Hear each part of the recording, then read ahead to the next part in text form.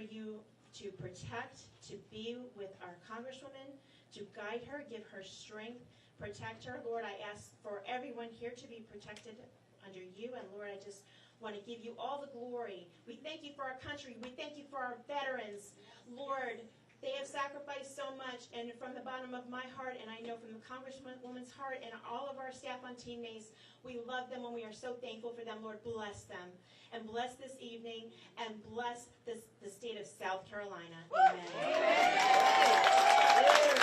Amen. Everyone, let's welcome your next South Carolina America First Governor MAGA Mace.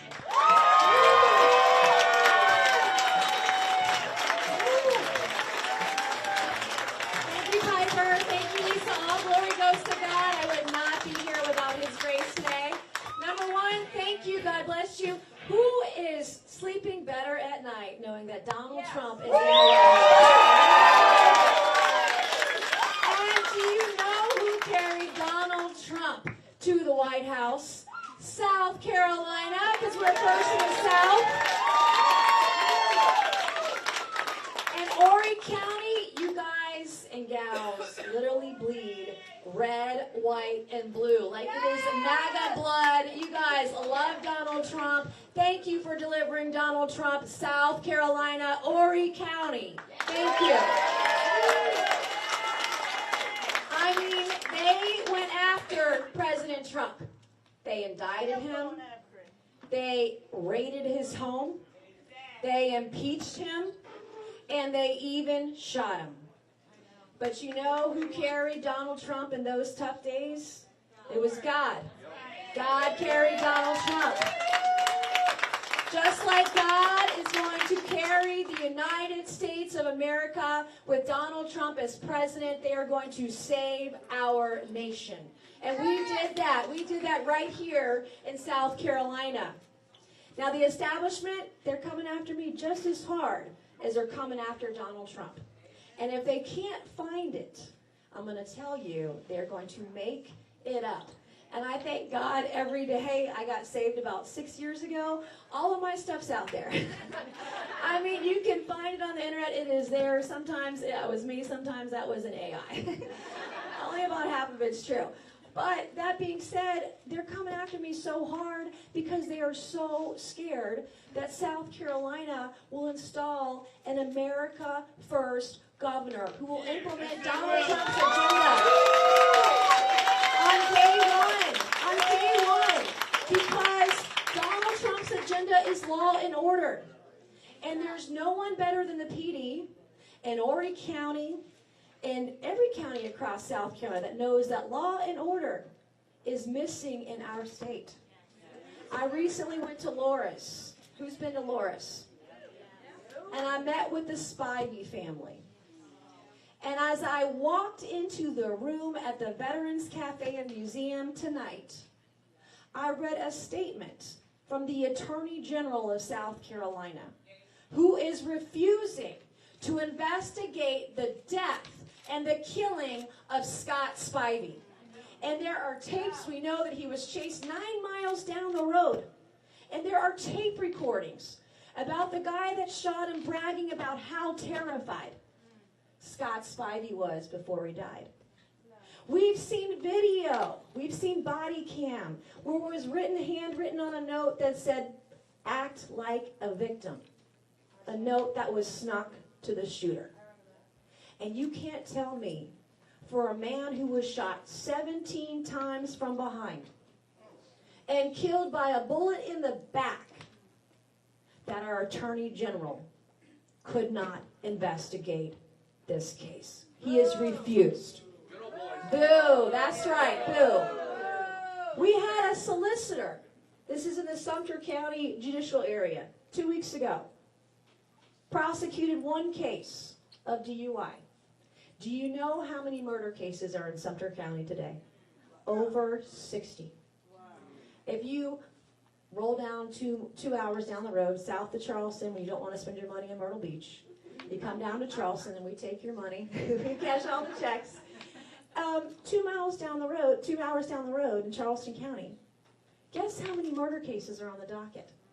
and not being prosecuted. Over 350 murder cases and attempted murder over the last 7 to 8 years. We don't have trials anymore. We don't have juries. And we don't have prosecutions. And you know why? Because the system is corrupt. We're only one of 2 states in the country that allow our legislators to pick the judges in this state. And then we have an attorney general who runs for office. And do you know who funds his political campaigns for office? The lawyers who have cases before the attorney general and his prosecutors. And then we have solicitors who are supposed to prosecute murder, who are supposed to prosecute child molesters, who are supposed to prosecute rapists. And they're elected. And do you know who funds their campaigns? The lawyers who have cases against the prosecutors.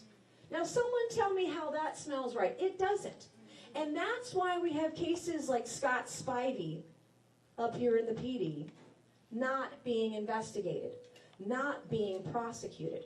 That's why we have hundreds of cases across the state not being investigated. Well, on day one, you know who's going to bring law and order to South Carolina? I for damn sure am bringing law and order to South Carolina. And just like Donald Trump, who started deporting millions of illegals on day one, and we have a lot up here in Horry County. Y'all see him getting dropped off. You see him at the Home Depot on the corner. That is happening here in Myrtle Beach, and we all see it with our own eyes. That is a fact. But in South Carolina, we are a Republican state. We are a red state. We're supposed to be a MAGA conservative state. And did you know that we have rogue sheriffs here in South Carolina who are sanctuary sheriffs, who are ignoring state law and federal law? And wouldn't you know, over the last 4 years, we had a sanctuary sheriff, Kristen Graziano, and I would say, pay very close attention to the protesters as you leave today, because you're going to see on their boards outside singing praise for sanctuary sheriff Kristen Graziano out of Charleston County, who for 4 years, said she would not work with ICE. She refused to work with ICE. She refused to detain illegal aliens, even though we get paid as a state for the beds that they occupy when they are detained. And she let out rapists, she let out murderers, and she let out pedophiles who are here illegally in our state. She let them walk free in South Carolina. They could leave Charleston and come right up in their car to Myrtle Beach, or Greenville, or Spartanburg, Columbia, anywhere in the state, anywhere in the country. She did that. And do you know who stopped her in November of last year? I did. I was the only person. Not a single statewide leader in South Carolina said a damn thing about Sanctuary Sheriff Kristen Graziano, but I did. And I got her unelected in a blue county that Kamala Harris won by 11 points. We got a Republican conservative sheriff in Charleston County, South Carolina by 1 point. And on day one, with ICE. We did that. South Carolina did that. MAGA did that. And just like I stopped the sanctuary sheriff in South Carolina, you know who else I stopped? I stopped George Stephanopoulos on ABC News. Did you see that? Crazy George Stephanopoulos. He tried to say the president was a rapist, and he's not. He's never been convicted of rape. And I, as a rape survivor, went to bat for the president over and over and over again, because I know, just like we have in Horry County, we got real men in Horry County. That's right. Got real men, and y'all are packing heat, and we appreciate it, but real men protect women. Yeah. And Donald Trump has protected women from day one. Day one. And so in that interview that I did in New York with George Stephanopoulos, I don't mind doing it. I'll go into the Lion's Den. Bill Maher just called me the other day, asked us to come on the show, and I'm going to do it. I'm going to go into every Lion's Den, because we need people to hear the MAGA message, the independent voice that Donald Trump is, that he's going to save our country. that $15 million interview, I call it, Lopez learned a $15 million lesson. Trump won that defamation suit, right? And how Nancy Mace will not back down, and Nancy Mace will hold the line. I don't want a commission, okay? That would be really nice if I could get a commission off that $15 million. Imagine how many bridges we could build with that. But I haven't told the president this, but my one ask, I just want one ask, because the $15 million is supposed to be used to build his presidential library. I just want my name over a women's bathroom. I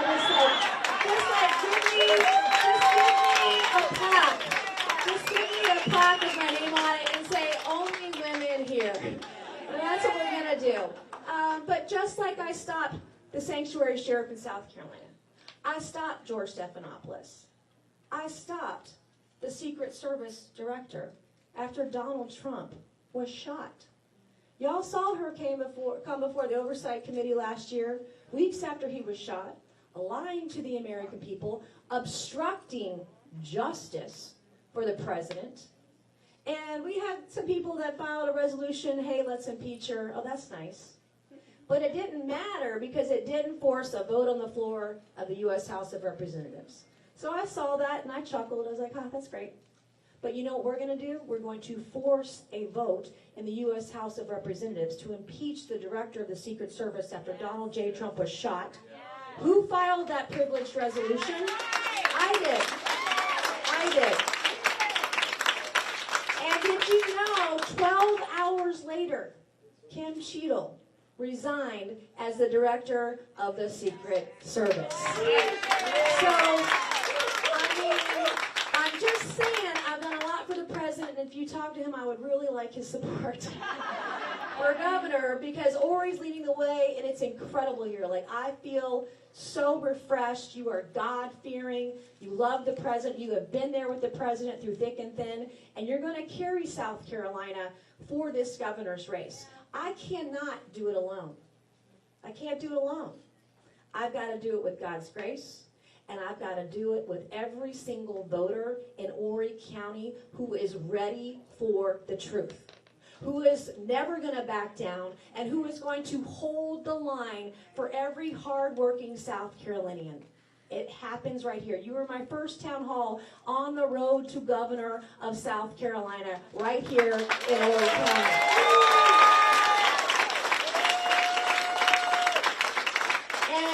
Before I wrap it up, because I want to do a little bit of policy, because the press says I like my pajamas. They want to write about my pajamas, they want to write about my memes, and they're funny. I think it's funny. Some of it's very funny because the ridiculousness of the left, they're insane, they're lunatics. I have a little bit of fun with it. I want you to know what it's like to drive 12 hours through the night, to get to D.C.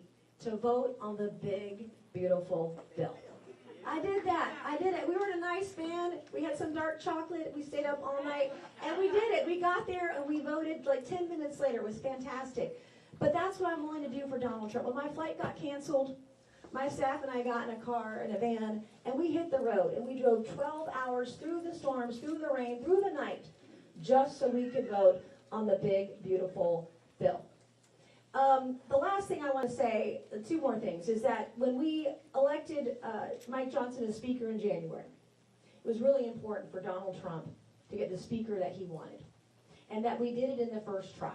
Because if we didn't do it in the first try, it was going to be days, weeks, and months before we had a Speaker of the House. We were down to 2 holdouts who were unwilling to vote for Speaker of the House Mike Johnson, whom Trump wanted. One of those 2 holdouts is in this race.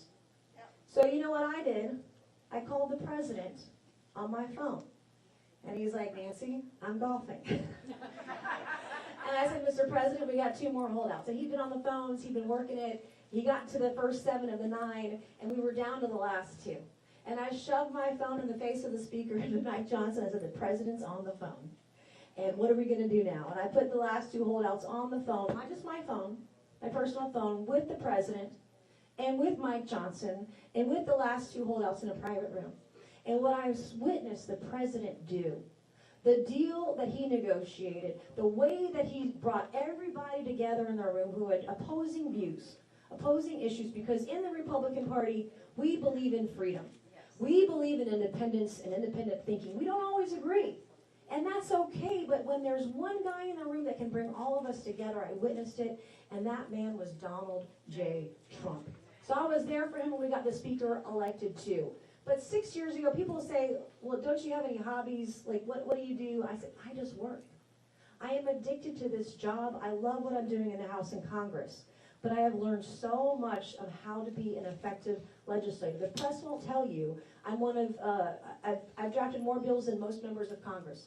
I'm ranked like 1.59% or something. I'm in the top 10 or 12. I'm very methodical about the policies, and I want to bring that same energy to the state of South Carolina. The reason I am so passionate is because God has given me so many second chances in life. I didn't come up clean. I'm a high school dropout. I dropped out of high school at the age of 17. I took a job at the Waffle House on College Park Road in Ladson when I was 17. Who's been to Waffle House? Who's my Waffle? Okay, where are my after midnight Waffle House people? And I still have Hotel California on my playlist on Spotify. Don't judge. I listen to it every time I hit the road because I feel like I've been to a Waffle House. But that's where I got started. I stood on a piece of duct tape a foot wide, and I would yell to the cooks in the back of the kitchen at the Waffle House how my customers wanted their hash browns. Smothered, covered, chunked. You can get them peppered now. They have fancy jalapenos. Don't get them, they're really hot. But it's still the best cup of coffee you can get for $2 in America. And it sure as heck ain't Starbucks. So I don't want that woke coffee at all. But that taught me a lesson about being humble. It taught me about the value of hard work. And it said maybe I wanted to finish high school. Maybe I had made a really bad mistake. And my parents said, if you're going to stop going to school, you got to start going to work. And that's what I did. And finally, I would eventually get the equivalent of a high school diploma. I would go to the Citadel, where I become the first female graduate of the Citadel. 26 years ago this summer, I'm feeling old. I'm getting close to 50, and I got a kid who just graduated high school and going to school. But the Citadel taught me about courage. And it taught me about having a backbone. And it taught me that sometimes we just don't care. We're going to do the hard work because we're going to do what's right every single time. And that is a tough lesson to learn as a kid. And I got out of college and I made my way, about 6 years ago in 2019, May of 2019, I was going through a divorce. Not my first one, my second one. I know there's some of you in the room when we share that. I know I'm not the only one. But I was in church and like, why God? Why is this happening? How do I get through this? And I was thinking about running for Congress. What was I going to do? What was I going to be when I grow up? But I still didn't know. I still don't know. And I'm sitting there in church, and it was Josh Surratt, Seacoast Church, and he's preaching on Jeremiah 6:16. And it's about being at a crossroads in life. And I was at a devastating crossroads. Would I be able to keep my home? Would I be able to keep my children half the time? How would this look? Would I have the money to pay the mortgage? What would I do for a job? What was my future? What did it look like? And I'm bawling, I'm in tears, and my son, he was 12 at the time, he put his little 12-year-old arm around my waist. And he squeezed me and he said, Mommy, I love you.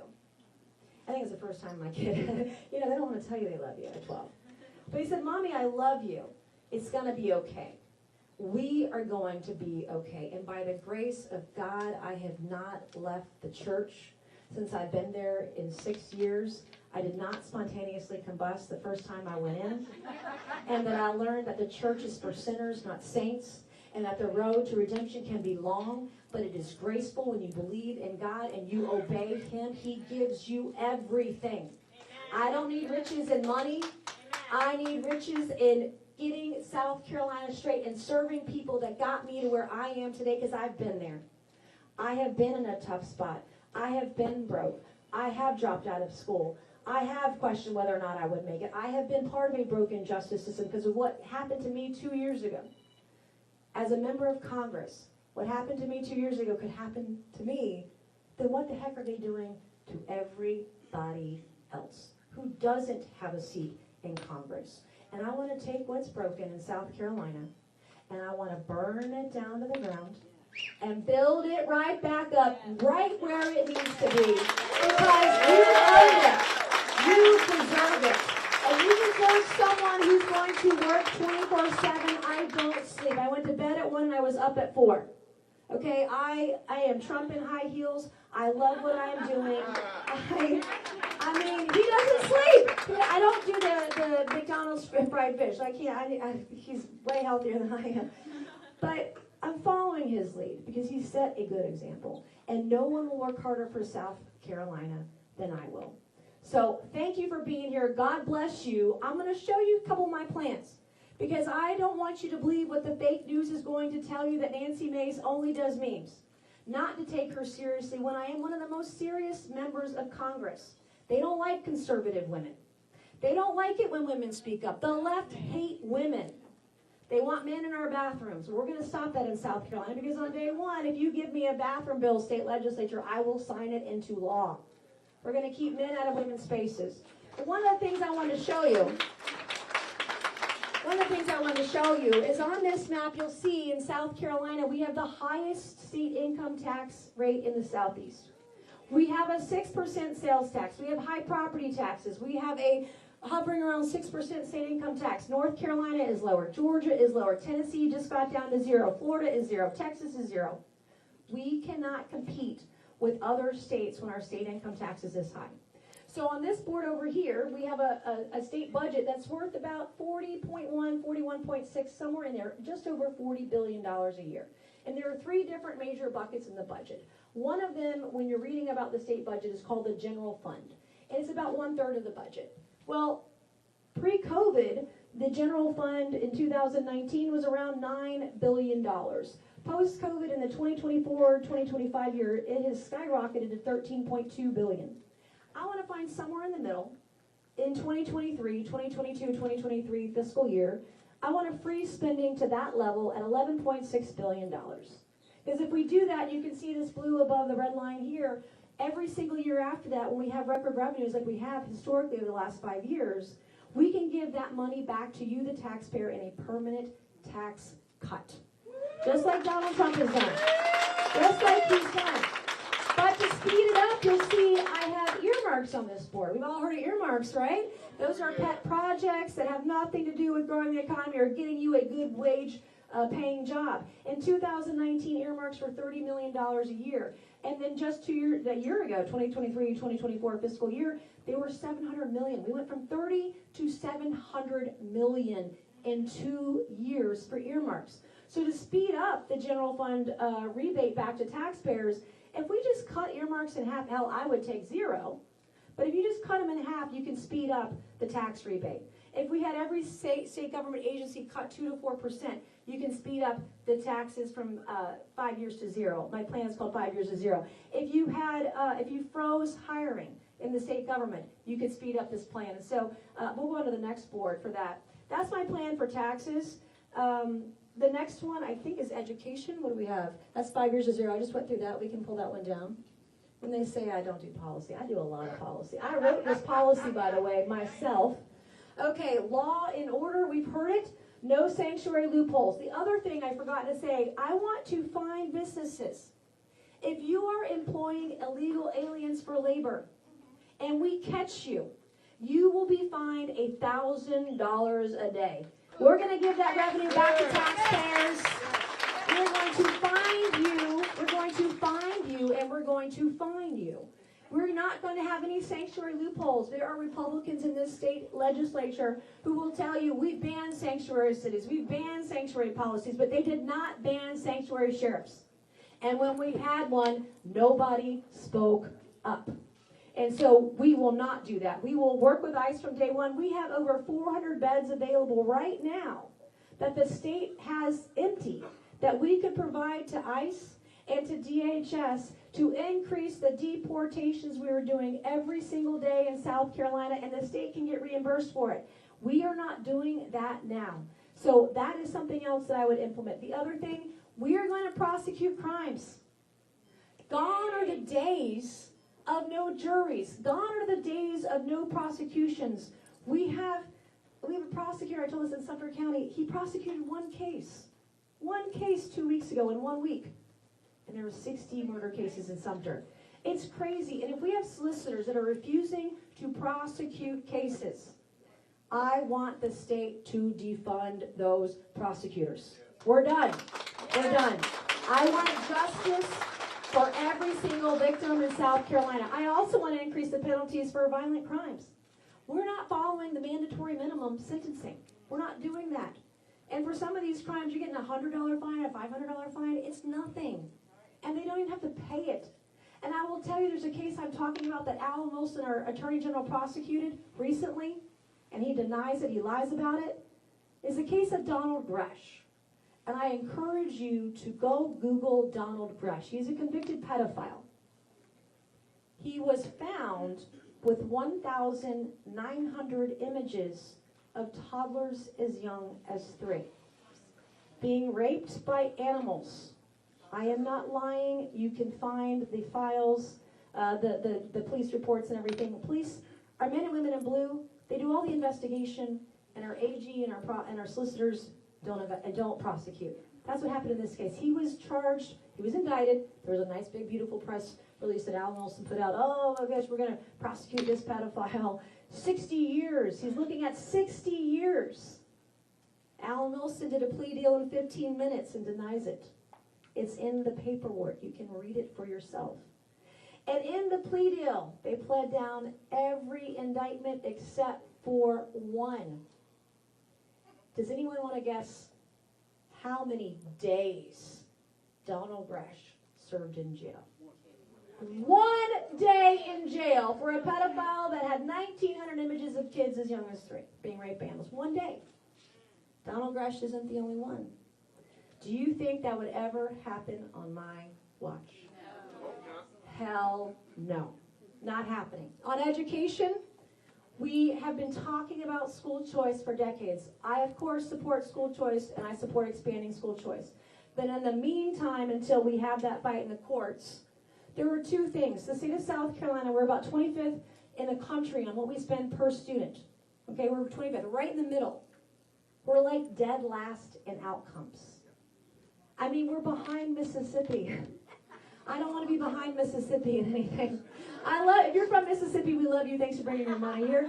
But I don't want to be behind education in Mississippi, okay? It's 2 things. And I'm modeling this a little bit after Florida. Okay, I have read what other states are doing. We're not going to reinvent the wheel. We're going to do what other states are doing, and they're doing better. They're doing well. We want to do it too. Number 1, mandatory automated. You're held back in 3rd grade if you can't read and write. Okay? We're going to narrow those exceptions. I want our young boys and girls to be able to read and write, because if you can't read and write by 3rd or 4th grade, you're not ready for middle school. If you're not ready for middle school, you'll never be ready for high school, and you'll never be ready for those good paying jobs we have right here in South Carolina. And if the kid cannot read by 3rd grade, then we're going to assign them a reading mentor. And they're going to be required to read 90 minutes a day while they are in school. That is what the state of Florida does. We can do it here in South Carolina, because literacy is the way to bring our children out of poverty and into prosperity. And then the second thing that I want to do is I want to have 2 very distinct high school diplomas. Not everybody in this room has a college degree. You don't need one. In fact, my plumber, oh my God, who's called a plumber lately? I think I'm paying like $300 an hour, $400 an hour. My plumber vacations in the summer in Cape Cod. So I'm doing it wrong. You know what I'm doing when I retire? I'm going to be a plumber. But I want to have 2 very specific degrees. One for the kids who are going to go on to college, a 2 or 4 year degree. That's great. But then I want to have a second track. I want these students ready and certified in a trade and highly skilled job. Okay? We will have a specific diploma track. If you are certified to weld, you get a high school diploma. If you are certified to become a plumber, you get a high school diploma. If you are certified as an electrician, you get a high school diploma. If you get your CDL or commercial driver's license, you are going to get your high school diploma. And kids who are watching or out today, if you have a CDL, the starting salary for a lot of truck drivers in South Carolina is $80,000 a year. In fact, when I graduated from the Citadel, it's crazy good. I graduated from the Citadel, I had a 4-year degree, I taught myself to code, I became a computer programmer my first day out of college. I made $35,000 a year. Well, one of my high school boyfriends from Stratford, he was a welder. That guy at 18 was making 80 grand a year. He owns 2 homes today in Somerville. Like, he's done really well, and if you have a nuclear welding certificate in South Carolina, you're making $110,000 a year. It's incredible. And I don't want us importing these jobs from North Carolina or Georgia. I want them created right here at home for our people. Your sons, your daughters, you. All right, next one, so we can do pictures here shortly. Infrastructure, you know that we have a lot of crumbling roads. One of the things the press will not tell you, I am one of the leading members of Congress who's gotten resources for our state. In fact, our office assisted in getting the largest infrastructure grant in South Carolina history at $195 million earlier this year. The press won't tell you that, okay? I want to make sure that all of our projects are shovel ready. We didn't spend the last 4 years getting shovel ready during the Biden administration. Now that we have Trump as president and the money is flowing, I want to audit SCDOT. Of course, we're going to build I-73. That's happening. Yes, get an applause for that. That's been a long time coming. And I want to work hand in glove with our delegation in Congress to show them how we can get these authorizations, how we get the appropriations, getting more grant funding. It is going to be a robust operation because we are not there yet. We don't have the resources that we need to take care of our own roads and bridges. And then lastly, I got 2 more things. Women and kids and the energy. On the women and kids crisis we have, did you know that your tax dollars are funding colleges in South Carolina who can't define what a woman is? Did y'all see my video? If you're not following me on X, I'm at Nancy Mace. But a couple months ago, I discovered that Clemson University had a form on their website with 15 genders. And did you know male and female were not 2 of the genders? I am not lying. I did a video on social media. 3 hours later, I got a call from the president of Clemson, and the form was taken down.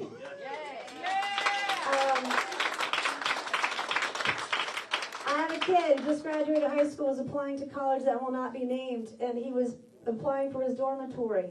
13 genders on this university in South Carolina. He's like, Mama, you've got to take a look at this. He's like, but don't screenshot it. I screenshot it, okay? I couldn't help myself. So I did a little video on social media. 48 hours later, the school took the form down, and I'm not even governor yet. Imagine what we will do. We had another school that was promoting cross-dressing on its website. I did a little video on social media, and they took it down the very next day. And I will not fund a single college or university that decides that men can be women, men can be pregnant, men can be in our girls' locker rooms and dormitories and showers. No, I'm not doing it. And I'll sign a bathroom bill. I'll make sure that child rapists get the death penalty. And on that,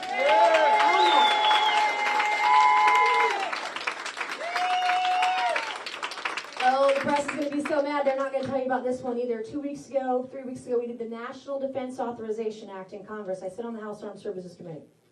And this is where we do all the authorizations for the Pentagon and the DOD. You're not going to like this. Guess who got some of the highest number of amendments in the Defense Authorization Act? I did. 26 amendments on that committee. Now, one of those amendments was to amend the UCMJ, the Uniform Code of Military Justice. If you are a child rapist, you will get the death penalty. We did that 3 weeks ago in Congress. So I put my money where my mouth is. We're doing it. And then on energy, we have an energy crisis. The state spent $9 billion about a decade ago to build VC Summer or a nuclear plant, and you didn't get a damn thing back from it. $9 billion up in smoke, poof, gone. We're not going to do that. I'm actually working with the EPA right now on energy policy, but we're going to work smarter, not harder. We're going to have an all-of-the-above approach. I'm working with the EPA now to be able to, for South Carolina, to be able to generate energy off backup generators, for example, sell it back to the grid. But 2 weeks ago, the state shut down 5 facilities. So so that we wouldn't have a rolling blackout here in South Carolina. We have an energy crisis, and it's here. I want us to get in on these small modular reactors, the SMRs. We've got data centers popping up. We want to have small nuclear, more affordable, but we've got to get it here in the U.S. I recently met with the Japanese consulate. Japan and France are leading the world in small nuclear reactors.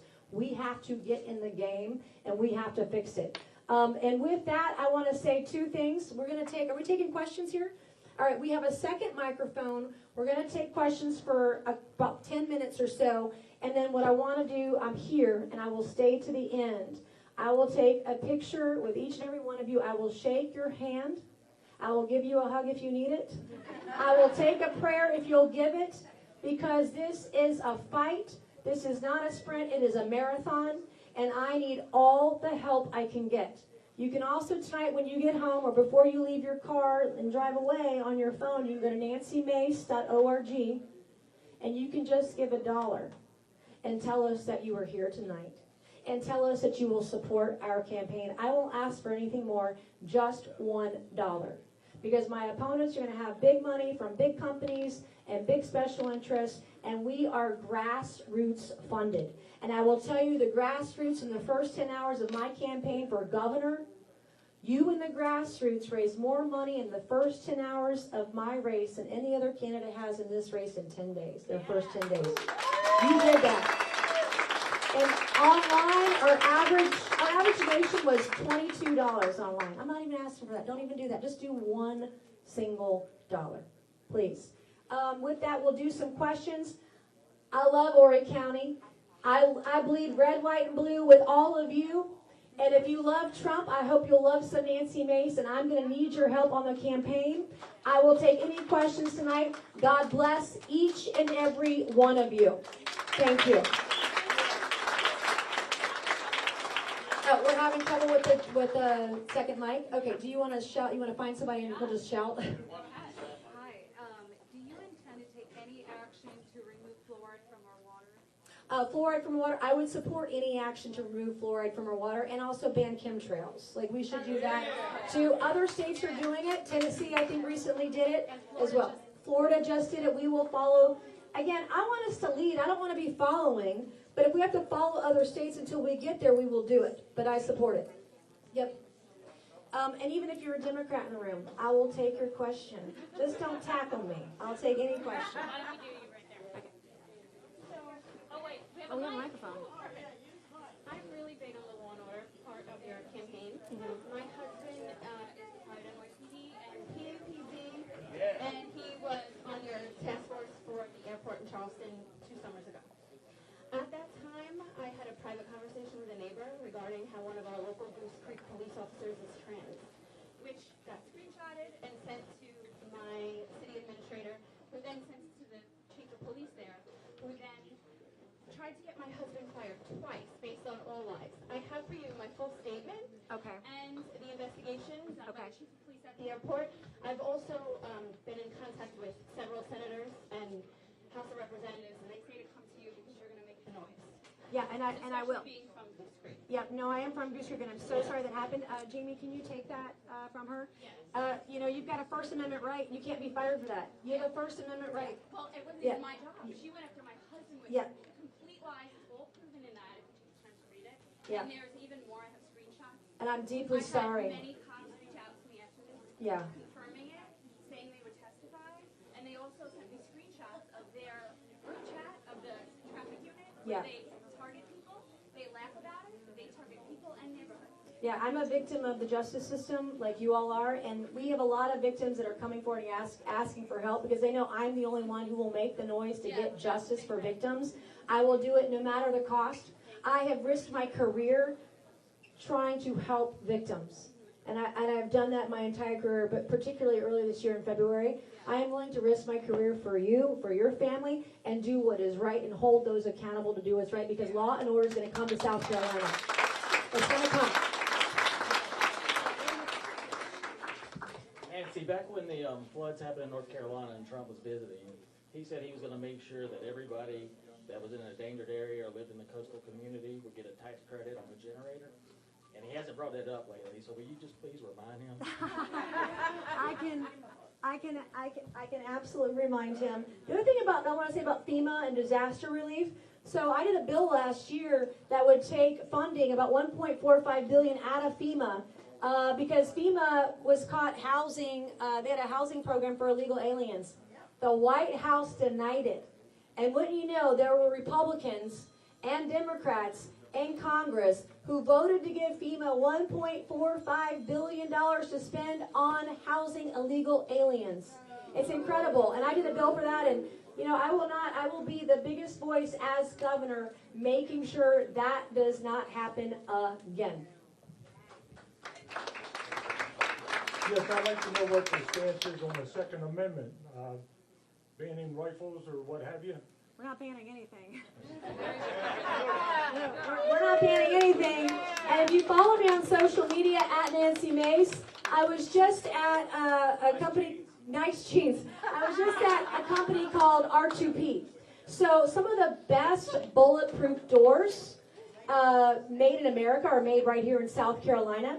And I actually took a .7.62 round into one of the doors. I barely missed the target. I was like 1/4 of an inch off the target, but I shot the other day and I was reminded to get back at the range.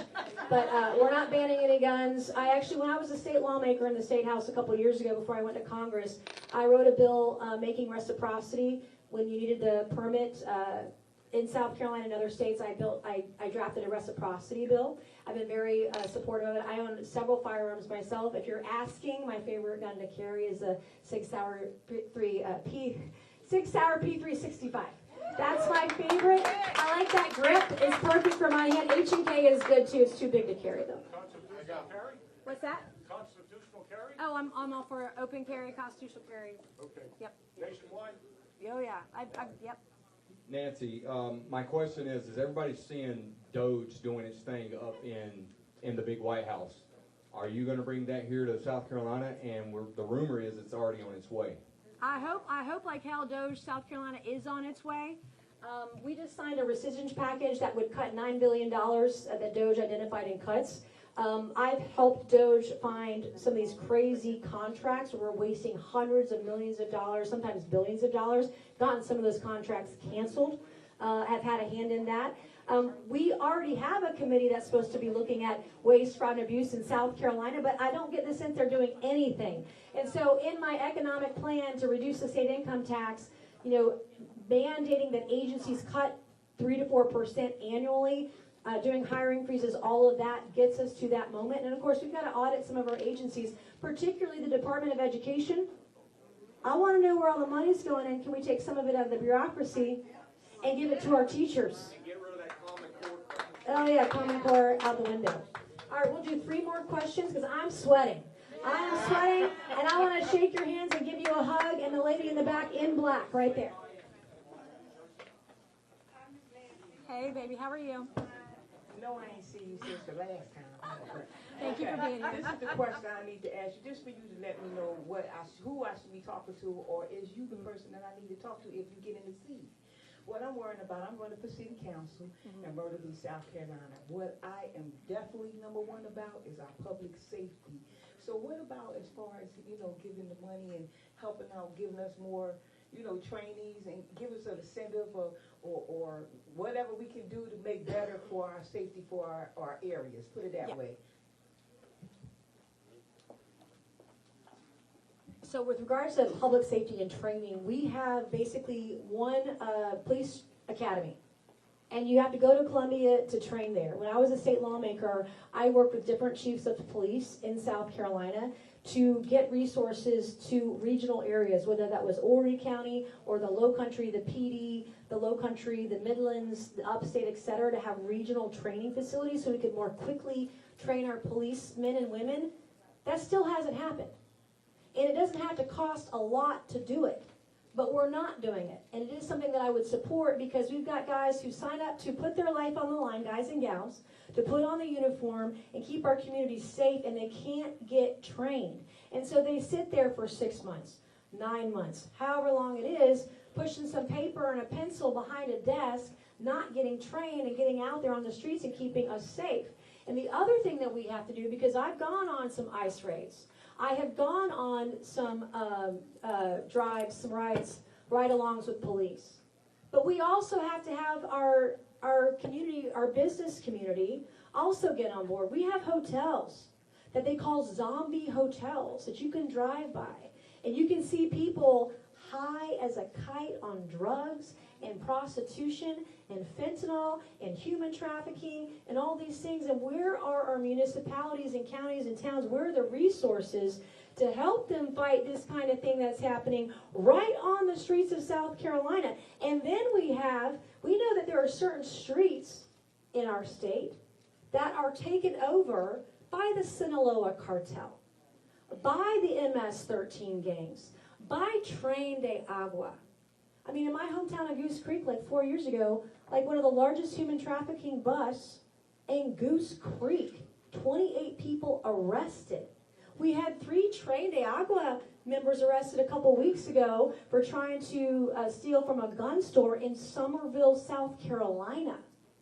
It's crazy what's happening, which is why I want our state, when I have trained long, I would deputize our police officers to detain illegals. Let's go. I'm ready. Let's go. All right, one more question, I think. One more question. I would like to know what you're gonna, the kids that are graduating, they need to know how to be an adult, to take care of themselves, to clean. Can we bring back home ec? To go to the We do grocery home ec, we store, gotta bring back home ec. you know, to open a checking account. They need American history. They need all those things to survive in the world. And the majority of them don't get that. And if our schools and the parents don't do it, how are we gonna have good citizens in this country? Yeah. I love it. I think I heard you want to bring home ec back and teach those basic skills. We can bring home ec back. I also want to bring back cursive. Like these kids, they don't know how to sign their name. Like, how can you sign your name if you don't learn cursive? And the thing, I love to write. All those boards you saw, my policies, I wrote that. Op-eds, did you see that I write them. I love to write. And when you learn to write, especially when you learn to write in cursive, our kids learn to think. And so we have got to bring cursive back so our kids can get to critical thinking. Thank you all. God bless. We're going to do a line. Piper's going to tell you how we're going to do it. Okay? All right, everyone, so we'll take your phone, we'll take a picture, then you'll look at our camera, we'll take another picture. We'll all line up right here, and we'll feed out this way. Make sure we have a clear path to get out of the door. It may be raining out there, but that way we can all get out safely. I think the line should go this way. Line should start over there. Line start over there. The line will start over here, and we will funnel out this way.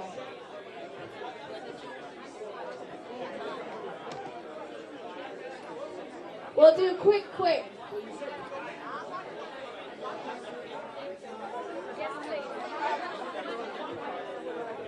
Everyone, make sure you have your cell phone out, ready to take a photo.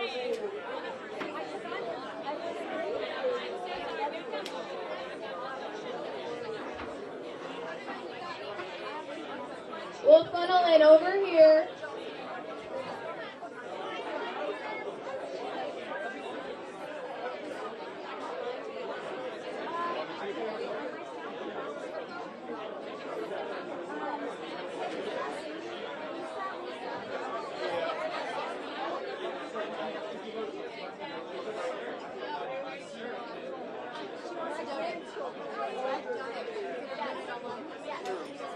Everyone make sure you have your phone out, ready to take a photo.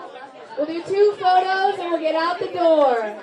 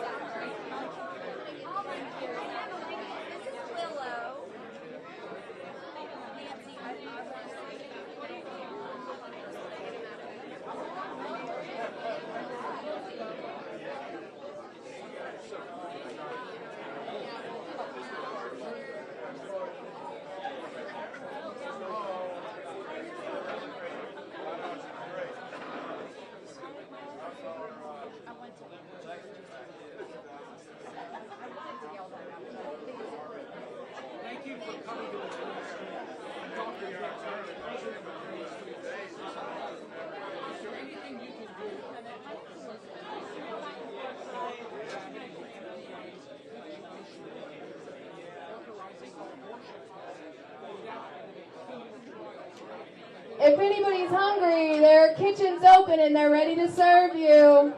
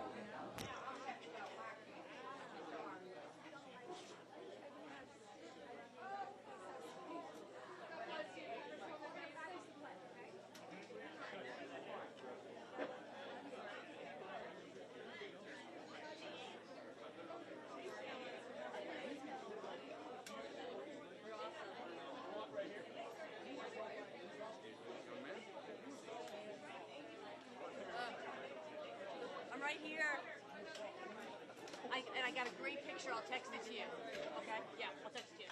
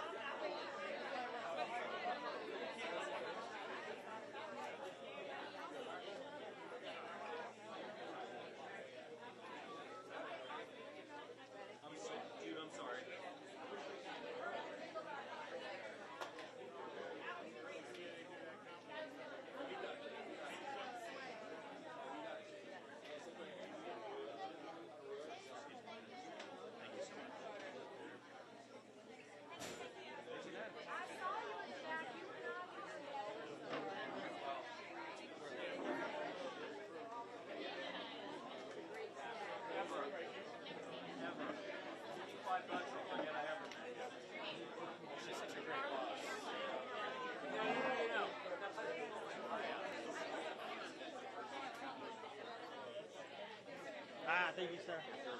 That's got all my personal information.